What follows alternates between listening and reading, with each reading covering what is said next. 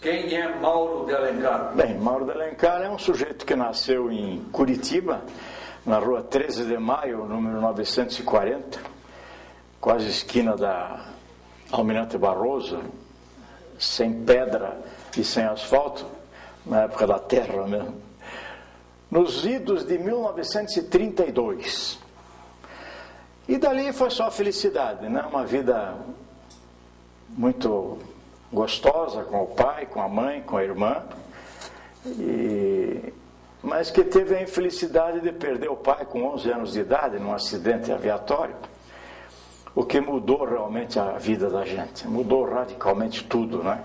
Então aí as coisas foram correndo, o tempo foi correndo, a gente estudando e tal, no colégio Santa Maria, aquela época que se fazia ainda o exame de admissão ao ginásio, onde a gente teve a oportunidade de conviver com inúmeras pessoas, hoje já, todos já ilustres personalidades do Paraná, infelizmente muitos deles já falecidos, né? Mas colegas inesquecíveis, né? Uma época linda da vida, no colégio Santa Maria, onde a gente teve a oportunidade de estudar até os 13 anos, mais ou menos.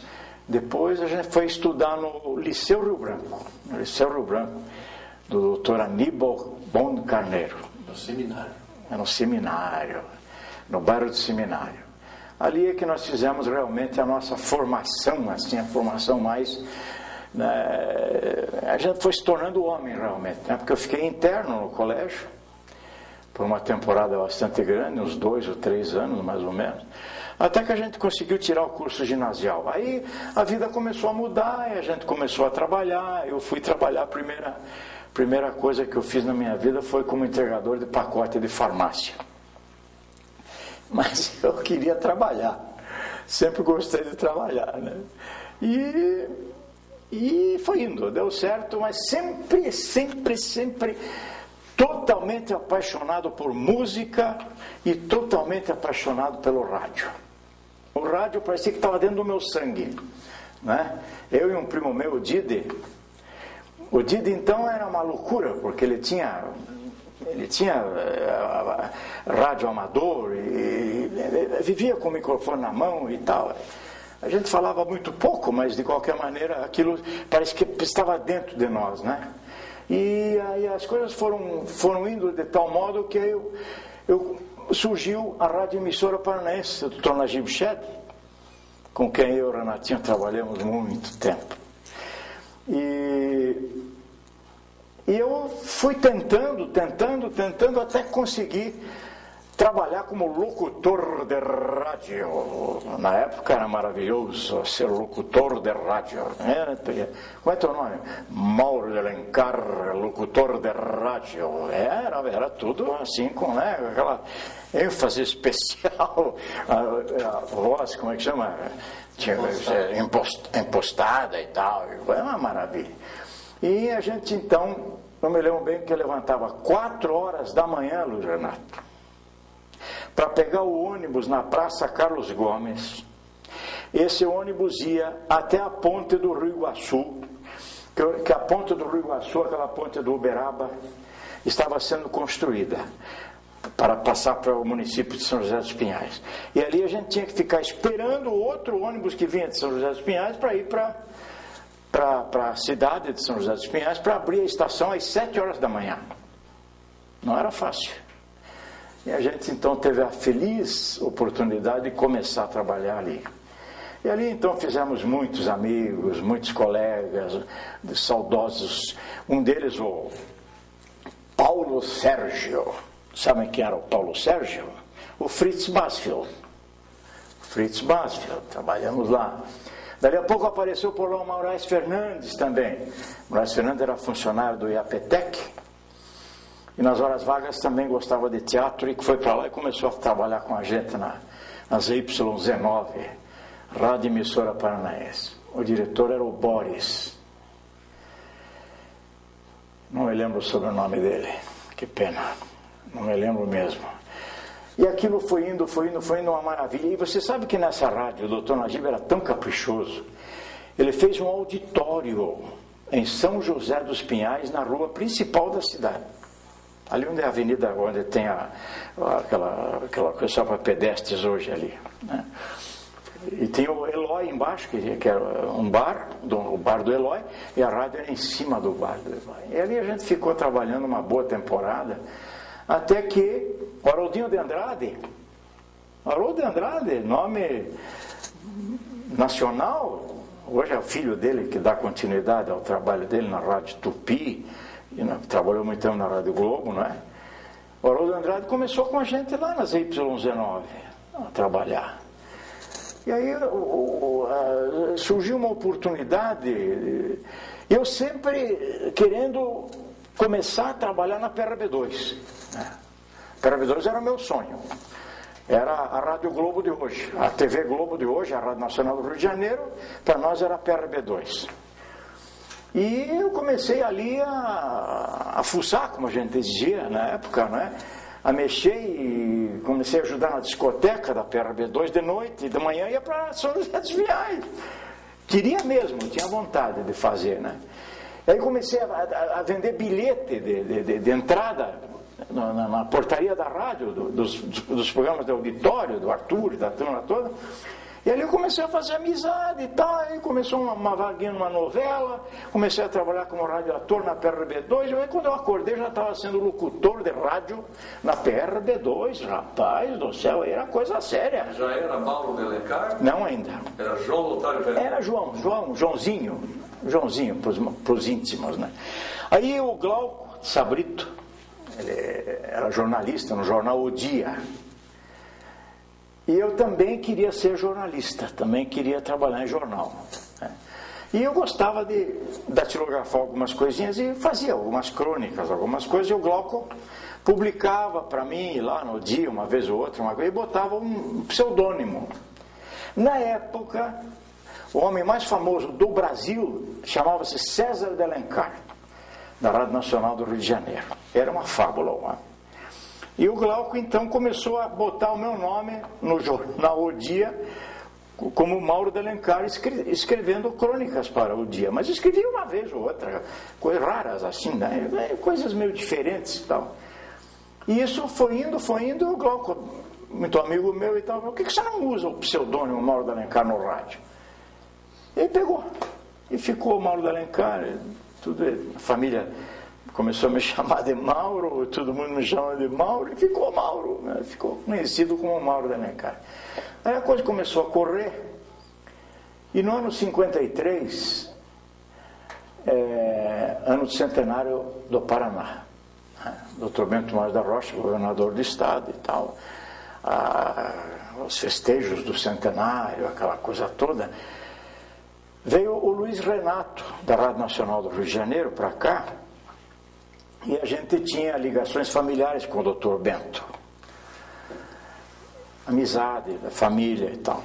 E o Luiz Renato precisava ter uma entrevista com o governador, porque ele queria fazer um programa diretamente de Curitiba, né, sobre o centenário do Paraná na Rádio Nacional do Rio de Janeiro. Seria uma maravilha isso, mas ele precisava de dinheiro, né, precisava de patrocínio para isso aí. Então eu fiz amizade com ele aqui e tal, e disse, olha, eu vou ver se consigo uma entrevista sua com alguém do Palácio do Governo. E consegui, não me lembro com quem mais, que era o chefe lá do negócio, e tal, e o Luiz Renato penetrou na história lá e foi, e conseguiu, e conversou com o Dr. Bento, e fez um programaço, rapaz do céu, uma coisa linda, que ele fez aqui de Curitiba, um radioteatro, fez um negócio espetacular sobre a história do Paraná, sabe, o centenário do Paraná.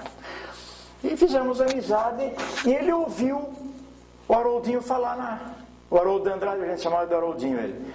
O Haroldinho com 17 anos já era casado, viu? Não sabia. Já tinha filho. Esse menino que está lá hoje no Rio de Janeiro é o Haroldinho, filho do Haroldinho, meu amigo. E o Zé, não era o Luiz Renato, era Zé Renato. O Zé Renato achou a voz do Haroldo uma coisa maravilhosa. E era mesmo, viu? Era espetacular. O guri era bom mesmo, viu? E o Zé Renato pegou o Haroldo e disse, você vai comigo para o Rio de Janeiro. Tá? Falei, Zé, e eu? Você também vai. Digo, o que, rapaz? Vocês vão para o Rio de Janeiro comigo. Eu vou colocar vocês no Rio de Janeiro. Não se preocupe. Não digo na Rádio Nacional, porque a Rádio Nacional, pô, tá louco, entrar na Rádio Nacional não era fácil. E nós tivemos muitos paranaenses. O Sansores França, por exemplo, trabalhou na Rádio Nacional. Leoni Ferreira trabalhou na Rádio Nacional. O melhor locutor do Brasil na época, que era o... Agora não me lembro o nome dele mais. É daqui de Curitiba também. Casado, inclusive, com uma moça aqui da família Curitiba. Eu já me lembro o nome dele. Eu sei que aí, de uma hora para outra, a gente pediu uma licença aqui e fomos para o Rio de Janeiro. O Haroldinho, na hora, foi contratado pela Rádio Mauá, do Rio de Janeiro. Rapaz do céu, olha, o Haroldo, em 3 meses de Rádio Mauá, no 4º mês ele foi para a Rádio Tupi fazer o quê? O grande jornal Tupi, da audiência nacional, parava-se para ouvir. E o programa do Chacrinha, o Cassino do Chacrinha. O Haroldo começou a trabalhar lá. E eu fiquei no lugar dele na Mauá, um tempo, sabe? Mas o Renato me gostava muito da gente e tal, cara muito bom. E aí apareceu uma oportunidade em Salvador, através da Rádio Tupi do Rio de Janeiro. Eles me levaram para a Rádio Tupi para fazer um teste, eu fiz, passei no teste, só que aqui você vai penar muito, aqui é muito difícil, é muito caro. Eu tenho um lugar para você em Salvador, na Rádio Sociedade da Bahia, que é dos 10 associados. Você vai para lá, faz um trabalho lá, demonstra o que você sabe fazer direitinho lá e coisa, isso você vai lá e já vai trabalhar, já vai ter salário e tal. É para já, né? Aí entramos em contato aqui com Curitiba e tal, pedi uma licença, uma demissão, não me lembro o que foi. Ele até não tinha carteira profissional, não tinha nada. Aí fui embora para a Bahia, fiquei lá uma temporada grande, né? E resumindo então, minha vida começou profissionalmente aí. No rádio, como locutor noticiarista, radioator, o forte mesmo era radioator, né? E depois animador de auditório. Mas antes disso, programas você próprios. Também trabalhou na Rádio Colombo. Na Rádio Colombo quando eu voltei da Bahia. É quando eu voltei de lá. É. Mas o auditório foi na PRB2. Na PRB2 quando eu voltei também. Você fazia com o Sérgio Fraga e o Não. Bernardo Romero, não? Não. Foi antes deles ou depois? Foi junto com eles, na mesma época deles. Eu já explico. Eu fiquei lá na Bahia uma temporada grande, né? E aí, de lá, me contrataram para ir para Aracaju, para montar também. Porque nesse tempo, a gente aqui do Sul tinha muita bagagem para levar para eles lá, sabe? Eles não tinham quase nada, era muito difícil tudo lá para eles, né? Em Aracaju, então, nem se fala, né? Tanto é que eu levei uma temporada comendo carne de porco, porque carne de boi era muito difícil comer. Nos anos 50 e pouco, era assim lá. Era uma dificuldade terrível, né? Era tudo estrada de terra, e não era fácil, não. O avião era o Constellation, da coisa que ia para Salvador e tal, nos anos 50 e pouco, era tudo mais difícil. Mas eu sei que aí eu fiz uma temporada boa lá no Nordeste, coisa. Mas aí aconteceu um problema, eu fiquei noivo, a moça morreu, foi uma tragédia na minha vida. Aí, faltando pouquíssimos dias para eu me casar, ela faleceu, eu tinha problema de diabetes, foi uma coisa terrível. Aí eu voltei para cá, foi quando eu fui para Colombo. Trabalhei com a Colombo. O Jairzinho Brito foi comigo para o Rio de Janeiro também. Foi comigo para o Rio de Janeiro. Naquela época, quando eu fui para Salvador, o Jair foi comigo, né? Ele ficou no Rio de Janeiro e disse, me espere lá em Salvador. Quando eu fui para Salvador, me espere em Salvador, que eu vou para lá. Eu gostava muito do Jair, era muito meu amigo. Rapaz, e quantas aquelas tardes de melancolia, né? Você sozinho naquele lugar e tal, diferente. Eu ia no Cais do Porto e ver se o Jair não chegava de navio. Que nada, nunca chegou, nunca foi lá. Né? Nunca foi. Pois ele teve um sucesso extraordinário na vida dele, profissional de primeiríssima qualidade, né? Fantástico, né? Bom, voltando então. Aí, lá em Salvador, muitos programas, escrevia também, peças de radioteatro, auditório, né? Uma época muito gostosa, muito boa, sabe? Inclusive em termos de remuneração, ganhava-se bem, vivia-se bem, Aracaju melhor ainda, né? Mas aí aconteceu esse problema que voltei para cá, fui na Colombo. E me parece que o Jair estava como diretor da Colombo. Exatamente, Colombo e Ouro Verde, exatamente. Foi ele quem me contratou. Mas eu fiquei pouquíssimo tempo lá. Aí já voltei para a PRB2, porque eu tinha o radioteatro, aquela coisa toda, eu já tinha um ambiente bom lá. Aí eu fiz uma carreira boa na PRB2. Aí... Era casado ou não? Não. Aí eu tinha programa de auditório, né? Aí que eu volto ao programa de auditório. O meu era os sábados à noite, o do Sérgio Fraga era os domingos à noite, o do Mário Vendramel era às quintas-feiras à tarde, e o do Arthur de Souza, o Calouros, era de sábado à tarde. E tinha o Cineac Rádio de manhã, que era do Souza Moreno. Eram esses os programas de auditório que tinham na PRB2. E eram muito, mas muito apreciados pelo público, sabe? Eu me lembro que eu trouxe para cá na época, todo sábado eu trazia um artista do Rio de Janeiro. Artista bom. Fazia convênio com o Clube Curitibano e tal, com o Antônio Severo, que está em Florianópolis agora, professor lá. E com o Maurício Sobrinho. Sabe quem era Maurício Sobrinho? Não. É simplesmente o fundador da RBS. Ah, não, sim. Maurício Sirotsky. Maurício Sobrinho, ele tinha um programa de auditório na Rádio Farroupilha de Porto Alegre. O Antônio Severo tinha na Rádio 10 da manhã em Santa Catarina, Florianópolis. Eu tinha aqui. Então eu ia para o Rio, contratava o artista, ele fazia Curitiba, Florianópolis, Porto Alegre. Aí o Maurício ia para o Rio de Janeiro, contratava o artista, fazia coisa, sabe? Assim, cada mês um trazia um e se responsabilizava por tudo, né? Então a coisa pegou. Eu me lembro que nós trouxemos para cá a Maísa Matarazzo. Rapaz, foi uma coisa assim fora do comum em termos de rádio em Curitiba. Porque o programa foi todo ele feito ao traje a rigor, com convites expressamente feitos pelo Hermes Macedo, pela loja HM, assinados pelo Dr. Hermes, como convidados dele para o auditório, mas o auditório, a presença das pessoas era com traje a rigor.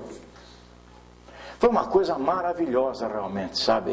Tenho até hoje uma foto bonita dela, me autografando agora, quando passou o filme da vida dela. Do rádio foi até quando, Paulo? Ela foi até...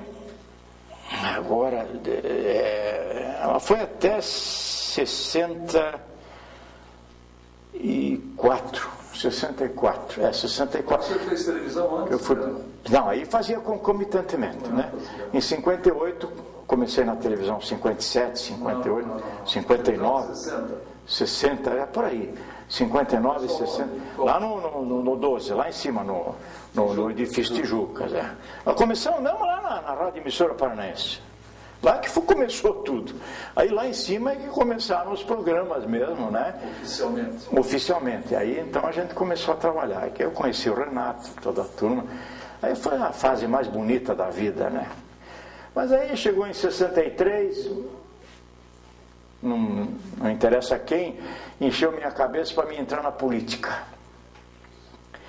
Eu caí na bobagem de entrar na política. Fui eleito vereador sem sair de casa. Fiz 3 programas de televisão e me elegeram. Não, você fez mais programas de televisão. Não, 3 programas de televisão gratuitos, porque naquela época começaram os programas gratuitos. Mas doutor, essa fase, conta bem dessa fase da televisão. Da televisão, bom, na televisão eu comecei... Apenas 3 anos? Não, muito mais. Não, porque depois foi pro Canal 6, né? Sim. Ele começou no 12. Comecei no 12, em 59, 60, quando foi aí? Aí nós tínhamos a Lojas Bétega, né?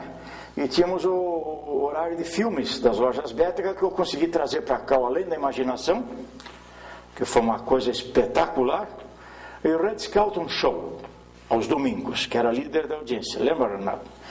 Então eram esses 2 programas nossos que a gente fazia toda a parte comercial, aquela coisa toda. Além disso, eu trabalhei muito tempo dando uma ajuda para o Carmaia também, Carmaia, né? Carmaia, aquele almoçando com as estrelas, jantando com as estrelas e tal. E a Irene também, então era minha esposa, né? Cantava, eu tocava piano. Aí fizemos um programa junto com o Israel Correia. Lembra do Israel, né? Lembro. Revelação, se não me engano. Como era o nome? Concentração. Exato, Renato. Concentração. Que a gente virava os quadrinhos, assim, uma coisa fantástica. Patrocinado pelo Berek Krieger. Uma coisa maravilhosa. prêmios e prêmios e prêmios e prêmios, uma coisa fora do comum na época. Foi muito bom. E a gente sempre tinha essa ideia de criar, né, fazer. Aí, como eu já tinha no rádio a historinha do tio Mauro, aí eu trouxe para a televisão a historinha do tio Mauro. É uma coisa mais engraçada, o Cruzão botava um cavanhaque horroroso e uma peruca mais feia ainda, né? E fazia a voz de velho e contando história para a criançada. E pegou, rapaz. A historinha do tio Mauro pegou. Tio Mauro ou tio Mauro? Era titio Mauro, historinhas do titio Mauro. E ficou, e foi pegando. No 12 começou, né? No 12 depois foi pro 6. Mas você tinha um cenáriozinho? Tinha um cenáriozinho e um balcãozinho, né? Isso, e fazia ali, contava as historinhas e tal. Tinha uma senhora, uma Macedo, a tia não sei o que ela falava, também contava história e tal. E foi uma época linda da vida. Uma época que eu vendi um comercial, essa é muito engraçada, eu vendi um comercial para um comerciante aqui da cidade e levei o layout, Luiz, colorido, o layout porque naquele tempo tinha o GT, né? O GT, você lembra como é que era? Não existia o slide, tinha o GT, que era um dia-filme, né? Não, eram opacos, 6x9, desenhados. Né? Então, mas aquilo era desenhado. Tinha um maneco, aquele rapaz que tinha um problema na perna, o maneco que fazia desenho para mim. E ele fazia o desenho do comercial desse lojista, então eu levei e vendi o programa para ele, propaganda para ele, tal e coisa. Só que ele não me pagou. Até hoje, sabe por quê? Até hoje. Sabe por quê? Porque não saiu em cores. Não tinha TV a cores na época, né? E eu levei o layout em cores. Não, isso tudo aconteceu. Né? Quero me lembrar do tio Mauro. O que aconteceu uma vez você apresentando o programa e apareceu o Jamur Júnior fazendo o quê? O Jamur fazia muita safadeza com a gente, né? Ele puxava coisa e me puxou o cavanhaque uma vez. Ele fazia coisas do Arco da Velha, sabe? Eu não me lembro, ele fez tantas. Uma delas ele tirou as suas calças? Tirou, ele fazia miséria, sabe? O Jamur era terrível. Tanto no rádio, trabalhou comigo na Rádio Cultura há muitos anos, com a doutora Billy Osman, né? E Marcos Aurélio de Castro, esse que é advogado famoso hoje, o Júlio Silva, né? E o Jamur trabalhava junto com a gente, né? E tinha um rapaz trabalhando na Rádio Tupi muitos anos também, que depois veio para cá, morreu, não me lembro mais o nome dele. Era uma turma muito boa.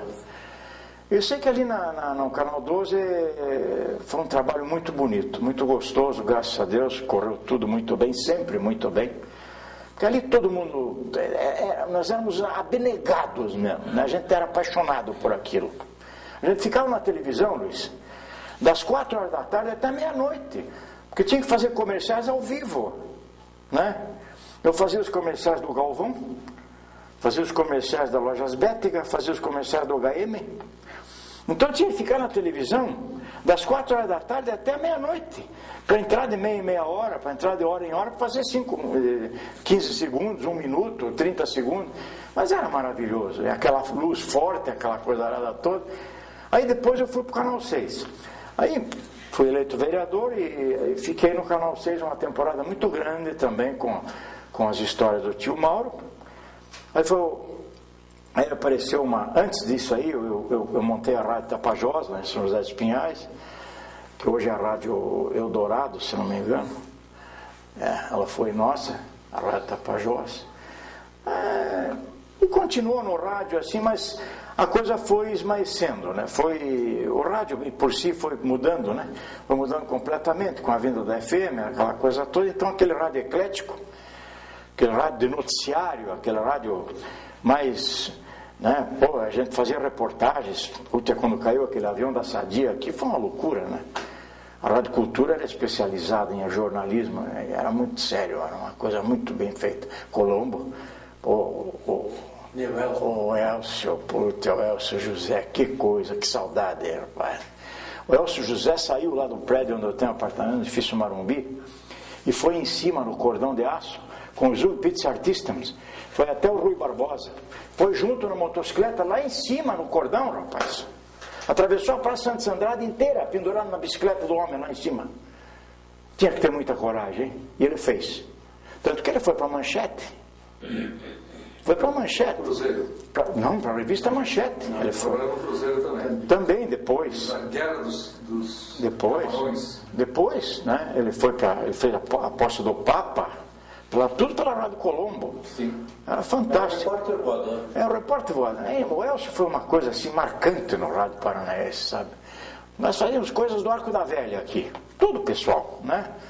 Então aí... Fez outros programas no Canal 6, além do Titio Mauro. Vários. A apresentação dos filmes. Vários filmes, shows, né? Com o Chan, com o chinês, o Shen. Shen, concunhado do Renato, concunhado do Renatinho, né? O Shen... A impressão que você, na época... tínhamos vários programas. Teatro você também. Fazia a apresentação do Cirquinho Canal 6? Não, né? A apresentação dele? Do Cirquinho Canal 6. Não, esse era a turma Você fazia programa de gincana, uma apresentação que a TV Programas patrocinava. Fazíamos com a Luiz Fizeto, lá do Teatro Guaíra, o Sim ou Não. Gincanas também, fizemos várias. Que vocês ajudavam muito a gente Somos lá. um show, você lembra? Por aí, eu não me lembro mais de cabeça. Mas eu sei que era eu, o Mário Bittencourt, o falecido William. Jamur depois. Hein? Jamur também. Jamur também, que trabalhou com a gente no Canal 6 e só. E tinha o teatro, né? Com Ari Fontoura, o Delair, o Roberto Menghini. Fizemos o Direito de Nascer aqui. Aqui no Canal 6 fizemos o Direito de Nascer integral. Ao vivo. Ao vivo. Coisa, não era... Qual o papel que você interpretou? Eu fiz lá um papel, não me lembro qual era, mas era irrelevante, era coisinha dele. Porque para teatro assim eu nunca fui. Era no rádio teatro sim, mas no teatro mesmo, a figura assim, nunca me senti bem fazer, né? Bom, mas aí então as coisas foram mudando, né? Foram mudando e o rádio foi esmaecendo, a televisão também foi se fechando para a gente, e a gente foi saindo fora. E lá no campo político eu também não me acertei muito bem. Fui reeleito em 1968, o quarto mais bem votado de Curitiba. Mas em 70 eu resolvi cair fora. Não me dei bem com a situação e renunciei meu mandato. Aí eu fiz concurso no Senac, como professor lá. E graças a Deus fui bem sucedido, né? E lá eu fiquei por 25, quase 30 anos, ligado ao Senac. Aí eu me dediquei mais ao ensino mesmo, e aí comecei a trabalhar em todo o Paraná pelo Senac, a instalar o Senac nos municípios do estado. Fizemos um trabalho muito grande lá dentro do Senac. E hoje eu desenvolvo um projeto meu, chamado Integração, que é um projeto de voluntariado que eu faço. São palestras que a gente faz em todo o Brasil. Nós fizemos em todo o Paraná, em toda Santa Catarina, em todo o Rio Grande do Sul, em todo o Mato Grosso do Sul.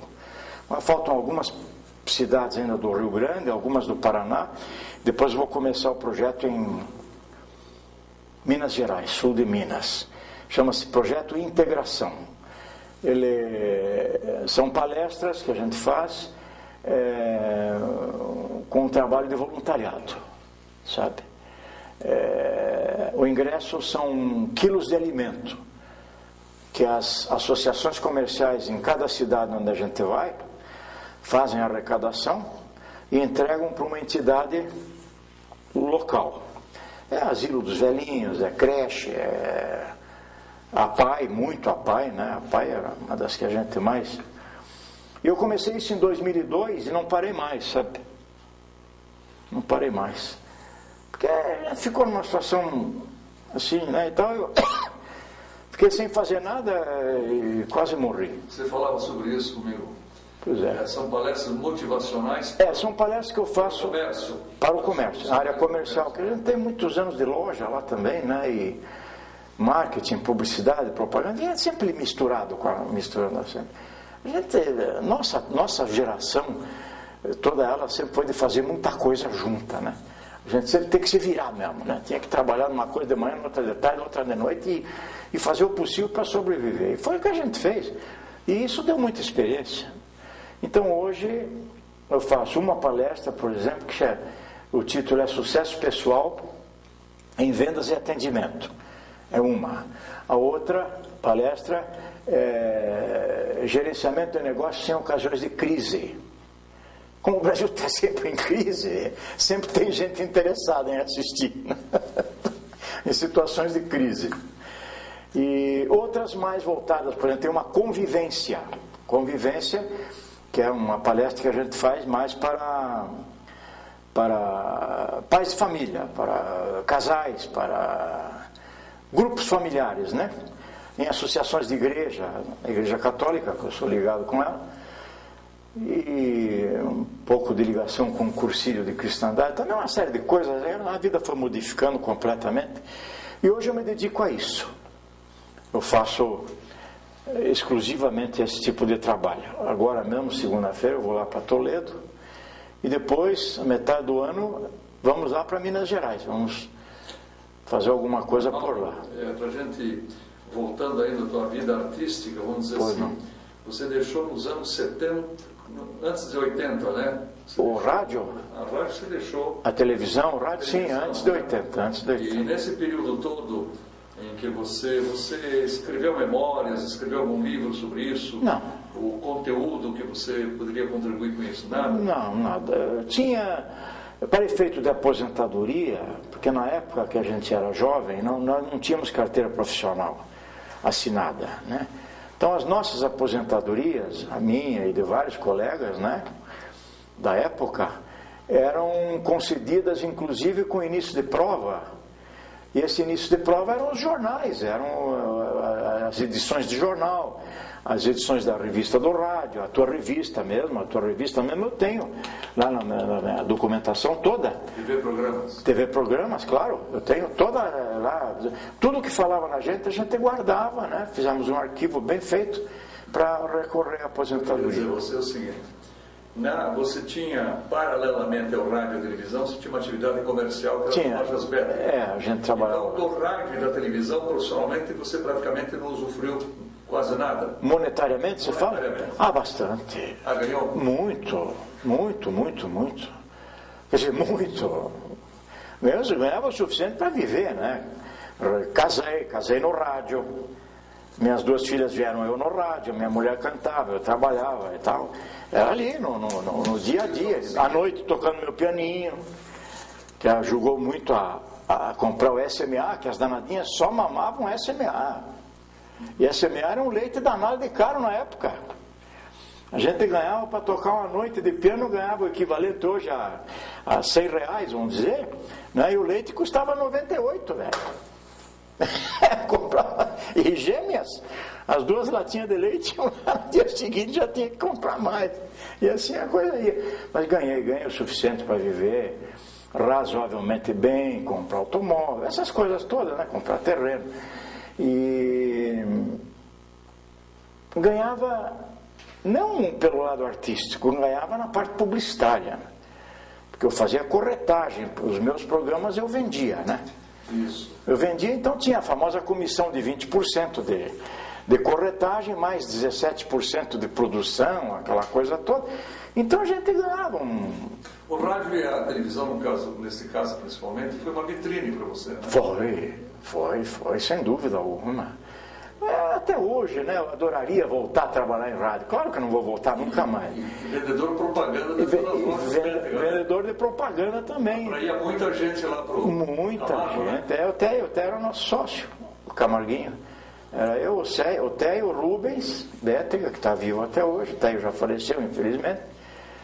E tinha o... Quem faleceu, o Leotério? O Leotério faleceu. O Rubens está vivo, é meu tio, né? Sim.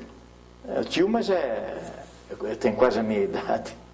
Ele tem 4 anos mais do que eu só. 5. Então é como irmão da gente, né?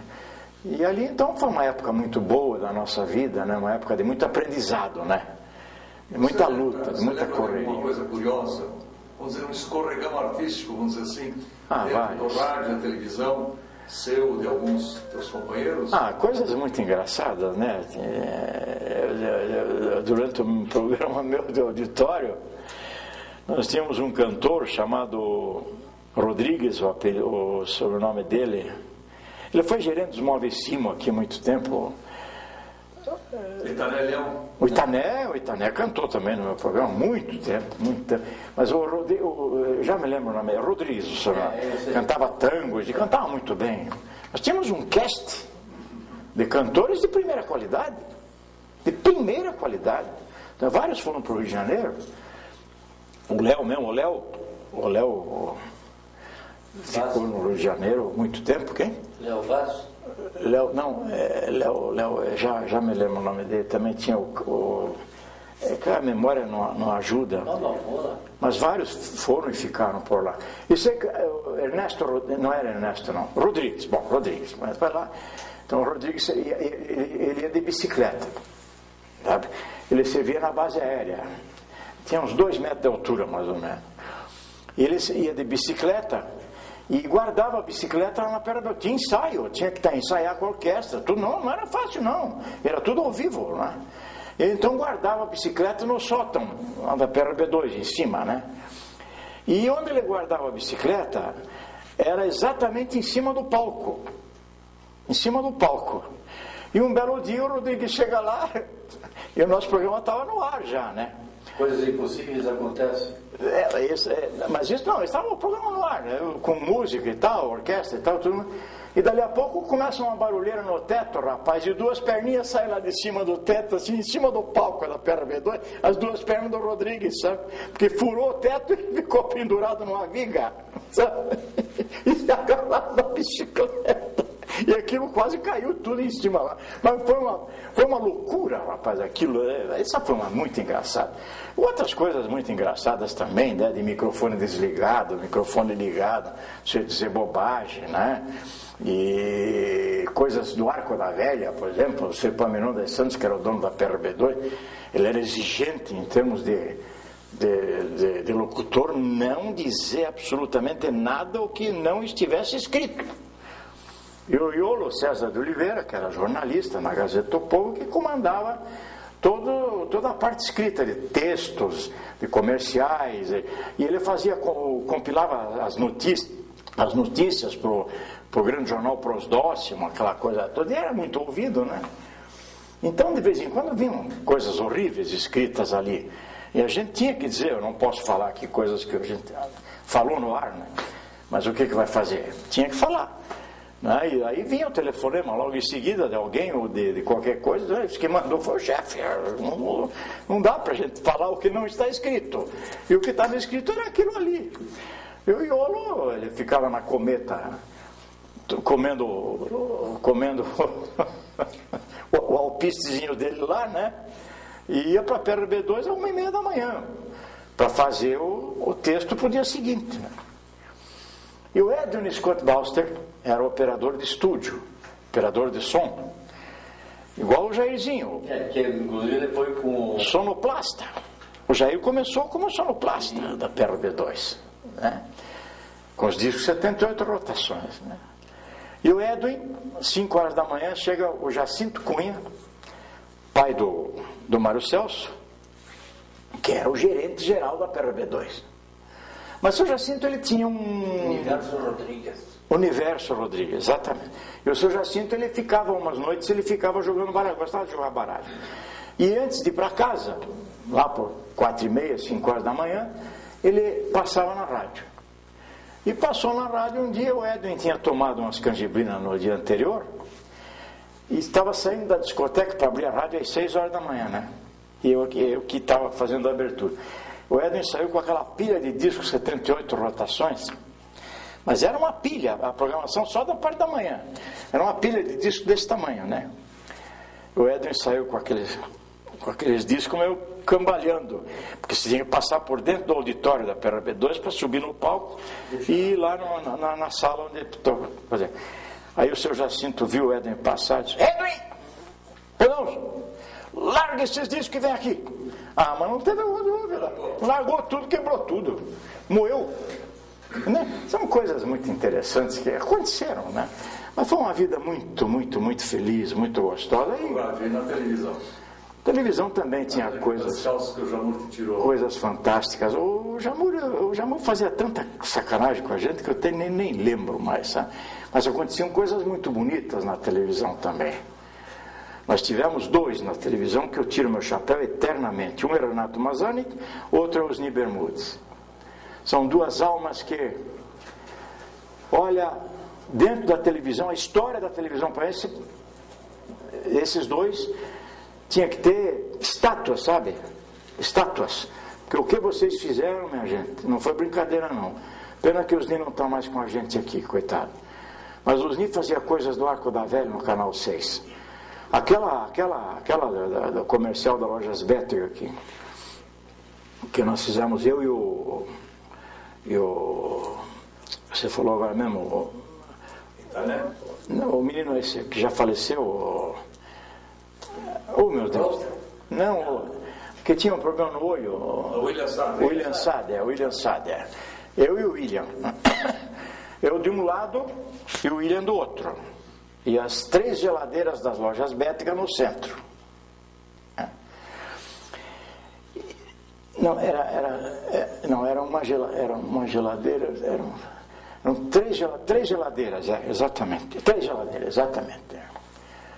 Então, o William dizia assim: Mauro, quer ver a geladeira por dentro? Claro que eu quero. E as 3 abriam, sozinhas. Já pensou isso naquela época? William, você quer ver essa geladeira por fora? Claro que quero. Fechava a porta. Meu Deus do céu, isso é coisas do Osni. Ele fez um fiozinho de nylon preto, amarrado nas portas embaixo, né? E o contra-regra puxava, abria as 3 portas normalmente. E o outro puxava, fechava as 3 portas normalmente. Mas aquilo foi um sucesso em Curitiba. Todo mundo comentava: meu Deus do céu, como é que esses caras conseguem fazer essa geladeira fechar, essa geladeira abrir? E lá no Canal 12, então, o que o Renato fazia verdadeiros milagres. Porque nós fazíamos televisão, Luiz, numa sala um pouquinho maior que essa aqui. Um pouquinho maior que essa aqui. Dava 2 salas dessa aqui. Inclusive tinha um piano de cauda numa das salas. Se imagine só. Você fazia... O 20º? Era no último andar. Último andar, Mas então foi isso, né? Graças a Deus, hoje aos 77 anos de idade, a gente tem muita saudade de tudo. Me diga uma coisa, você, independente da rádio e televisão, você trabalhou em boate também, né? Sim, eu tocava piano. Sim, toquei muitos anos. Você lembra de algumas das quais... Muitos anos eu toquei mais no Manhattan Club, que era do Joffre Cabral Silva, da dona Emma, que é a esposa dele. Ele separou da primeira esposa e viveu com ela muitos anos. E eu toquei lá com ele muitos anos lá. E ele também tinha a Caverna Curitibana, aquela ali no Clube Curitibano, no subsolo lá, né? Ele trazia artistas de toda parte. Ele trouxe a orquestra do Castrito uma vez, uma orquestra fantástica, fabulosa. E eu tocava com ele, sabe? Toquei muitos anos com Manhattan. E tinha também lá no Passeio Público, também tinha um bar noturno, que era daquele Paulo Vende, da Boate Elite. Eu também toquei lá com eles. E no Lavinha Rose também. No Lavinha Rose. Aí o Lavinha Rose, que era de um francês, eu não me lembro o nome dele agora, era um casal. E ele foi para São Paulo e abriu o Lavinha Rose em São Paulo. Eu fiquei 3 meses lá tocando com eles lá em São Paulo também. E aí fazíamos muito baile, eu consegui ser assim como que um pioneiro nessa parte sonora do órgão eletrônico, sabe? Eu consegui trazer de São Paulo um órgão eletrônico brasileiro já. Não me lembro a marca agora, mas foi um dos primeiros que tinha aqui. Eu me lembro que aqui em Curitiba só quem tinha órgão eletrônico era o Luiz Gil Leão, que tinha um órgão importado fabuloso, que era o mesmo o mesmo órgão daquele artista que fazia o órgão falar. Lembra aquele disco que saiu, o órgão que fala, tal, que órgão de registro de puxar. Eu trouxe um de São Paulo, da Mesbla de São Paulo. Depois tive que devolver por falta de pagamento, porque não tinha serviço para pagar o órgão. Tive que devolver, vou fazer o quê?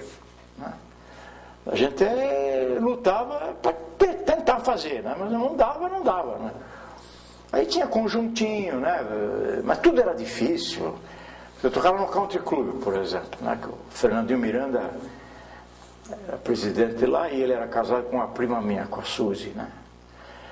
E me pedia, mas Fernando, como é que eu vou levar esse órgão para lá, rapaz? Você não pode achar que eu vou levar.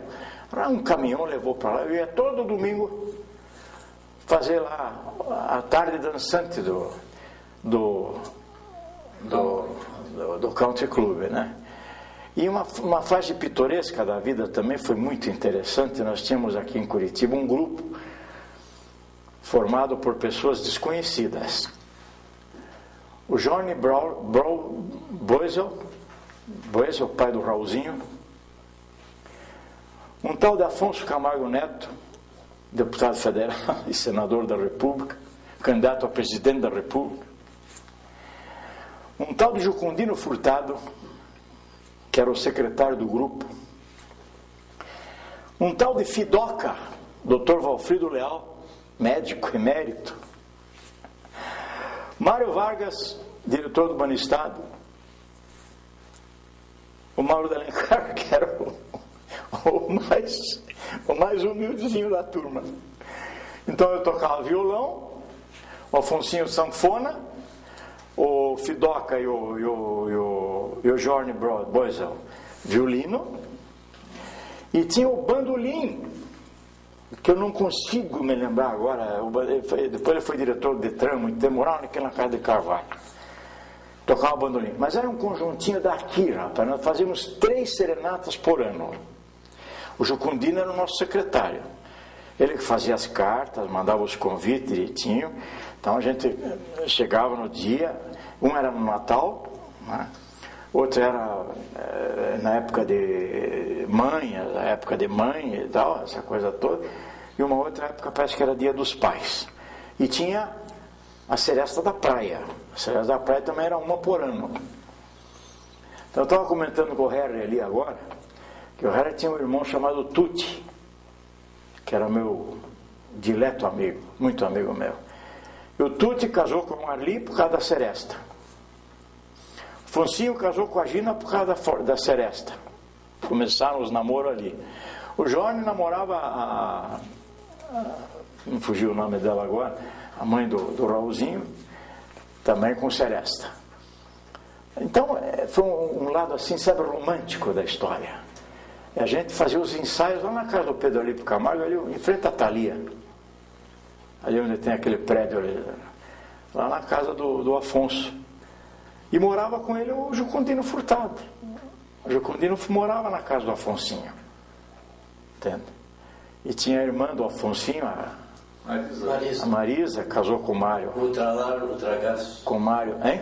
Ela foi da Ultralar, Ultragás. A Marisa dela casou com o Mário Marques, né? Isso. Que era aparentado comigo também, porque um tio meu era casado com a irmã do Mário, tio Ciro. Então, era uma época muito gostosa. Curitiba era muito linda, né? E continua maravilhosa, mas era mais linda ainda, né? Porque era romântica, né? Tinha um romantismo aqui, assim, fora de série, né?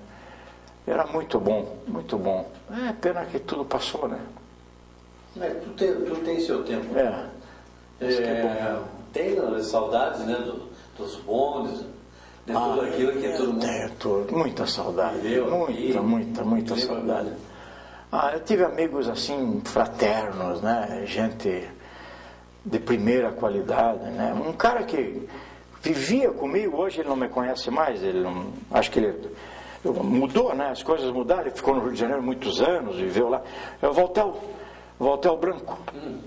O Valtel. Outro dia eu vi o Valtel, mas ele não lembrou de mim, ele não lembrava. Nós convivíamos juntos, estávamos sempre juntos aqui, negócio de música, essa coisa toda, né? Vários deles aí. O Arizinho mesmo, o Ari Fontoura. O Ari é um sucesso hoje, né? Um sucesso espetáculo. Né? Rádio teatro, na televisão também, né? Ele, o Roberto Menghini, a Aldelair, o Miller, uma turma muito boa.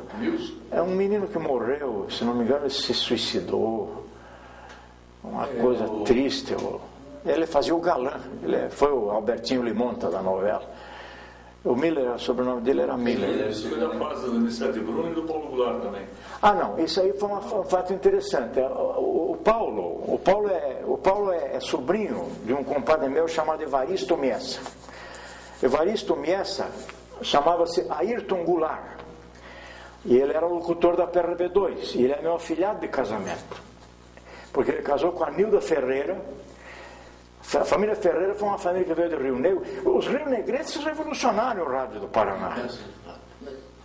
É impressionante. Veio a Nilda, veio a Leoni, veio o Percy Bostman, o Sérgio Fraga, veio o Moacir Amaral, Jacob Eleski, Antônia Maria, de Rio Negro, rapaz. Todo mundo veio do Rio Negro para cá. Mas aí então o Evaristo, que era o Ayrton Goulart, casou com a Nilda Ferreira, irmã da Leoni, que era locutora também. A Leoni já era locutora? Na Rádio Nacional, já estava na Rádio Nacional. A Leoni já tinha ido para a Rádio Nacional. E o Ayrton, ele estudava medicina aqui. Formou-se médico, foi para o interior de São Paulo, onde eles eram lá do interior de São Paulo. Mas o Ayrton tinha um irmão, me fugiu o nome dele agora, o seu Miessa, que era funcionário, gerente da diretoria do Banco Mercantil, Banco da Lavoura, Banco Comercial Nacional, não, Banco Nacional de Minas Gerais. Banco Nacional de Minas Gerais. E o Paulo, ele tinha, não sei se está vivo ainda, um irmão chamado Hélio, que tinha um vozeirão, uma coisa fabulosa, o Renatinho lembra? Só que ele tinha problemas de bebida, vício. Né? Então, o irmão do Evaristo, que é o seu Miessa, aí veio para cá, conseguiu uma transferência para cá e gerenciou o Banco Nacional de Minas aqui muitos anos. Era Carlos, parece o nome dele, Carlos Miessa, parece que era isso. Aí trouxeram o Hélio para cá, com o irmão do Paulo. E o Paulo estava casado com a Anicete já, uns 2 anos ou 3 anos, mas era bem jovenzinho. Aí veio para cá também em apoio ao irmão, porque aqui eles achavam que o irmão poderia ter chance no rádio, porque em São Paulo já não tinha mais, na Rádio Cultura, na Difusora, na Tupi, não conseguiu. E a voz dele era maravilhosa. Aí nós conseguimos aqui para ele, para trabalhar aqui. Se não me engano, ele trabalhou na Colombo. Trabalhou um pouco na PRB2, mas não dava certo. E o Paulo ficou por aqui. Uma grande temporada. Tanto é que uma das meninas dele nasceu aqui. Não sei qual delas nasceu aqui em Curitiba. E moravam aqui por cima, esse lado aqui da cidade. E o Paulo ficou uma temporada aqui. Inclusive ele comprou um posto de gasolina na estrada Curitiba-São Paulo. Começou a tocar o posto para ajudar o irmão, para botar o irmão para tocar lá, mas não deu certo de novo. Aí o Paulinho foi embora. Muito bem, irmão. Como diz um chavão e de praxe, como é que você encerra a sua entrevista? Eu encerro pedindo a Deus que abençoe a todos nós. Que é maravilhoso a gente fazer isso. Eu jamais poderia imaginar que alguém lembrasse de mim, mas o Renato sempre lembra de mim. Você também sempre lembra da gente. Vocês são abnegados por essa história, a história. É como você me falou, não há mundo sem história. Né? E a gente, quer queira ou não, faz parte dessa história. Então não há coisa mais prazerosa do que estar aqui. Ao pedir as bênçãos de Deus a vocês, eu quero que abençoe também essa casa maravilhosa e esse trabalho que vocês fazem. Porque isso está fantástico. Mas como tudo nesse país, está aí. Muito obrigado. Ótimo. Falei demais até.